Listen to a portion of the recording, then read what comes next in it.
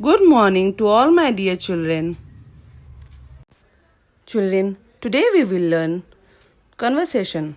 So, take out your Rising Star General Knowledge and Conversation book.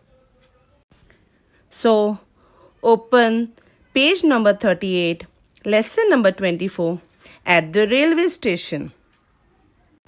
In my previous class, we have studied what do we see at the railway station. But today we will learn more in detail about it. Railway station is a public place. The train arrives and leaves from the railway station. A railway station is a place where trains stop for passengers to get on and get off. Train. We use train to travel from one place to another. The train runs with the help of engine and there are lot of compartments attached with the engine. Motor driver. The motor driver is the one who drives the train. Railway tracks.